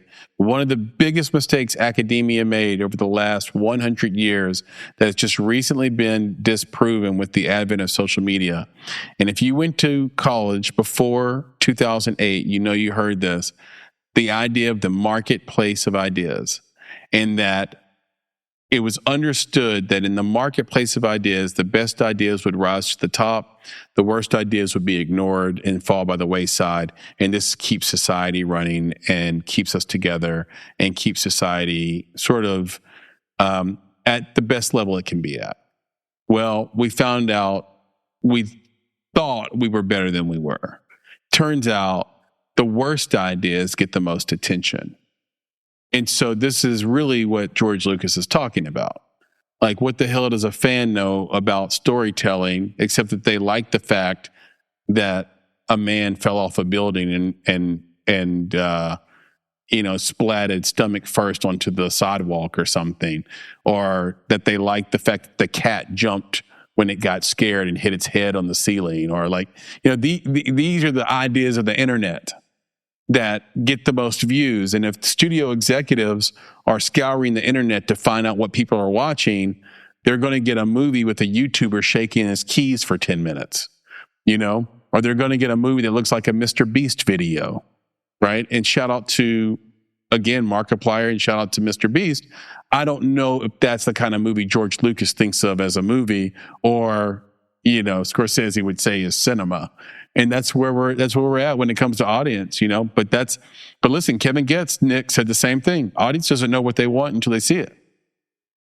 Yeah, I get curious about the data and whether or not confirmation bias rules the day. And when I say the data about the data, it's like you get this data from the audience about what they like and they don't like. Mm-hmm. What is the percentage, right? Because this is a business. That's the part where George Lucas is talking about art. Yep. And Kevin Goetz is talking about the business. Yep. So what percentage, if that even matters, but what percentage of audience influenced films result in the type of profit that they want? Yeah. Okay. Let's say only 10% of audience influenced films result in the type of profit that they want. But the profit that they gain from the 10% is so significant that they're willing to bet that 90% of the time they'll be wrong, but that 10% is so profitable, we'll continue to do this. We have to find out. So think about that. 90% of it could be, well, we're never going to get it, but 90% could be completely wrong. Like the audience was wrong. They gave the wrong ending. They wanted the wrong thing. It didn't hit. But by the books, 10% yielded such a significant profit over the portfolio that it's worth it to continue that approach. Like that's where we're at. And George Lucas is saying, like, it's not about the profit, right? Because I think, and it's hard to say that from a George Lucas perspective. You're like, you made a bunch of money, so you can say what you want. He sold Star Wars for $4 billion. Exactly, but he did it. I think that's his core. He's like, no, we did the best we could. We didn't ask the audience what they wanted. We built this city, that's right, on art. Yes. And he's now saying everybody else should be doing the same thing. And I hear him. It's tough, bro. Can you imagine being an artist, being the creative, being a storyteller, having honed your craft over 10, 20 years, and you get to this place where you've crafted this story, you created these characters, you created an ending, only for someone to come in and say, hey, we're going to bring an audience in that we believe is statistically representative of the global audience, and we're going to have them critique your ending. And if they don't like it, we're going to tell you to write a new one. And we're going to film a new ending. We're going to change your art. We're going to change your craft to meet what this representative set. And the crazy thing about it is a representative set is the people who can fit within a theater. Yeah. That's what's crazy, right? Yeah. Because they're saying it's still by, it's statistically significant. Right. So I'm with them. I get it, man. I hear you, George Lucas. Like, we need filmmakers, artists, storytellers, people that somehow have this uncanny sense of what the audience maybe doesn't want, but needs. That's the difference. They need this type of story. There's a union between it, Nick, for a reason. There's a union between the show and the business, Nick, for a reason. Because if the businessman or woman doesn't protect the audience's enjoyment of the ending, then you don't get to make another George Lucas movie. But if George Lucas isn't an artist, then there's no movie to start with. There's nothing interesting or new to share with this audience. So it's quite the conundrum. Yeah. Well, here's what Lucas follows up with. He says, you go to the movies because the stories move you emotionally. Art is an emotional medium. And so for him, it's all about the story. And if he didn't make enough money to make another one, he probably wouldn't. Well, just remember, but just remember what Kevin Goetz said, Nick. Remember what Kevin Goetz said. He didn't say, hey, audience, we're going to do a test screening with an audience, and that's what every film needs to have, no matter what. And then George Lucas is saying, no, I hate audience testing, and they're completely opposed. What Kevin Goetz said is the audience doesn't know what it doesn't know, and therefore it needs me to manage the audience test, which is slightly different. You see what I'm saying? Well, I think it comes back to what I said earlier. I just realized that I might have dropped a little dime in there, is that it's not about what they want, but what they need, because it gets back to what George Lucas said. Yeah. Like, does anybody want to be emotional? I don't think that they want it. I think you need it. I think you need something to make you feel in a way that you did not imagine feeling, or maybe you needed to feel a certain way at a certain time in your life, or you need to feel about a certain topic. You needed that. You didn't want to cry at the freaking end of Toy Story 3. I didn't want that. You know what I'm saying? But I needed it. I didn't know why I needed it, but man, I needed it, because it's one of those things that I wasn't looking for, but it made me feel. And I think that's what he's saying. It's like, stop trying to give them what they want. Stop trying to cater to this stuff, and be a storyteller, right? Understand and then you need people to believe in your story as it is. Right. Understand the psychology and make that, be a storyteller. Do your job. You won't need that if you could just do your job. If you're not able to do your job, then don't make the movie, right? Just come on. So I hear him, but again, we do respect and understand that ultimately what we're looking at is a business, and the investors. I'm conflicted because need to make money. Yeah, when we did test screenings on our movies, I thought they were incredibly valuable. So, but at the same time, I get where George Lucas is coming from as well. Like I think the difference is that we didn't have anybody over our head saying you will change this no matter what. Right. Yeah, and a test we were able to freely take the advice. Yeah, but our advice, I think, in the approach wasn't about letting them adjust it. It was about what didn't you understand? What was confusing? What worked? Where did we actually make a mistake? Like, you did. Oh yeah, that relationship. We were blinded. Yeah, we were blinded by what we were doing, and we made that mistake. And we can change that because it doesn't change the essence of the story. Right, that's what that was about, and so that made 100% sense. And I think what he's saying is that focus groups, that's an entirely different thing versus just having an audience review your film. Yeah, and I think he's just speaking to the shift that I talked about earlier. What's happening is the smart money, right? The risk averse money in the film industry from studios are averting risk in the couple of ways we've mentioned in this Indie Talk. One is they're going where the interest is, and they're listening to the fans who are going to pay for the ticket, even if the ideas aren't art. And the other way they're doing it is they're making these emerging talent, budget-friendly movies that they know have audiences attached to them through YouTube lore that are going to follow them to the theater. So just look. One thing about the AI piece too, he is right. I loved his analogy in this piece that you sent me, PB, that I read, which is like, it'd be like saying, no, I like the horse and buggy instead of the car. Yeah. And then the doomerism around the car, which is, but that's going to use gas, which is going to hurt the environment. Then eventually they're going to make a tank, and then a tank is going to kill people. And it's like, there is such thing as the march of progress, and we have to be careful about how we do it. We have to be responsible about how we do it. But I love what he said about, like, at the end of the day, because this is so much how I feel about AI, because we have an AI sponsor. We hear a lot of doomerism around AI. And at the end of the day, are you using AI to rob people, to manipulate people, to hurt other people? Are you using it to build something with the best intent in mind? And honestly, that's all anything has ever come down to. Ever. Right? It could be a gun. It could be a knife. You could chop a carrot or you could chop a neck. It's all up to you. You should probably chop the carrot. Right?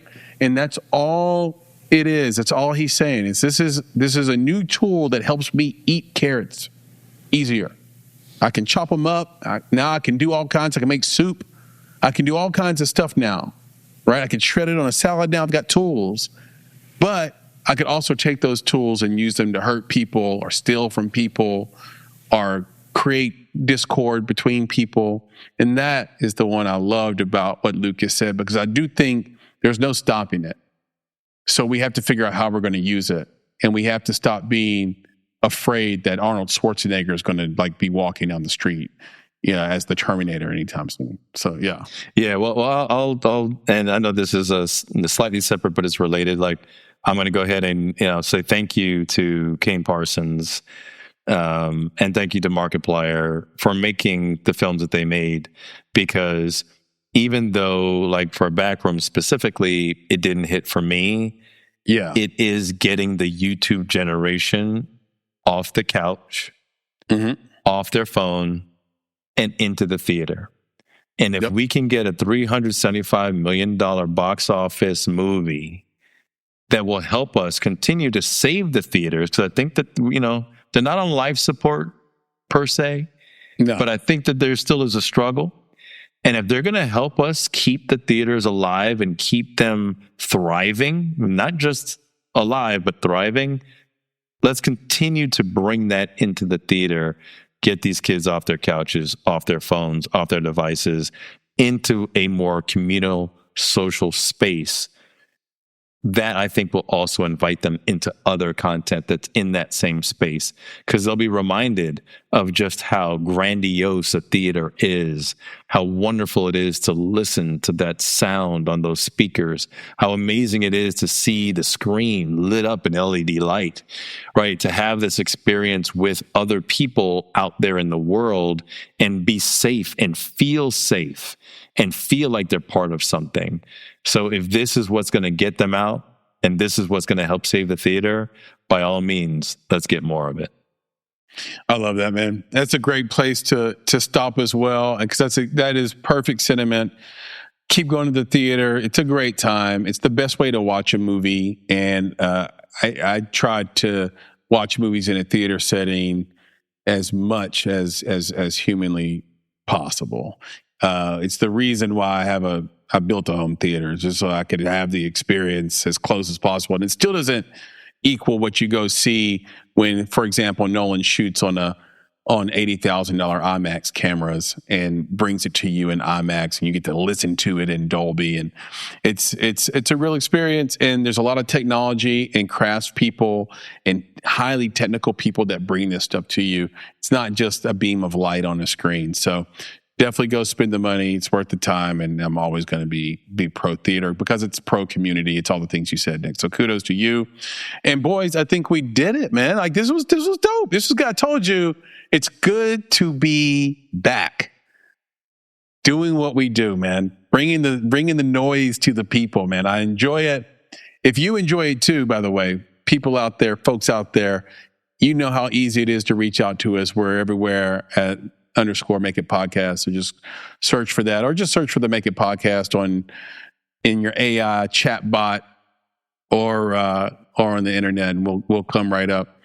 Hey man, if you're listening to this on Apple Podcasts or on Spotify, to leave us a review, be a monthly follower on Spotify, leave us a 5-star review, and subscribe to the show. And if you're watching this, you know how you found us on YouTube already. Make sure you subscribe, share, and turn on notifications as well, so you get all of our clips. We spend a lot of time, man, editing up clips and little shorts for you to watch. That way, if you didn't watch the whole thing, you still get the best of the show. So make sure you turn notifications on so you get that ding and you see all the clips and shorts that we put out throughout the week. And listen, if you can't watch sometimes, now you know we're on Apple Podcasts, Spotify. For those on Apple Podcasts, Spotify, now you know we're on YouTube. So if you want to watch this, which I think is a better experience, come over to YouTube, subscribe, and watch us there. It means the world to us. And with that, I got to mention this, Nick. The makeitpodcast.com. That's our website. Go to it. We make constant improvements. You'll see a lot of things coming up over time with that. The makeitpodcast.com. Go there. You can join our newsletter there. You can buy our merch there.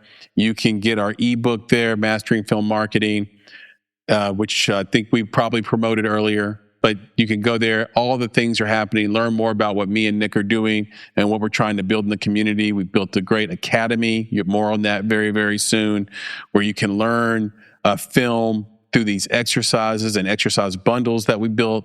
It's just keeps growing, guys. And that is really thanks to you. So definitely support the show in any way that you can. So with that, I will pass it to you now, Nick, to leave us with the credo. Yeah, man. Well, I also wanted to throw this back on screen to say thank you very much. I appreciate you. For those listening, Nick is now holding the bottle of rum. Holding the bottle of the cane rum. And to say for those who did wish me well on my birthday, thank you so very much. But with that, to our filmmaking friends, family, followers, fellow filmmakers out there just doing amazing work. We love you. We appreciate you. But as always, be better, be creative, be engaged. And thank you for listening. PB, Nick, talk to you boys soon. Yep. And thank you for watching. Yep. Thank you for watching. Peace and listening. I'll Later, you guys. folks. Peace. Peace.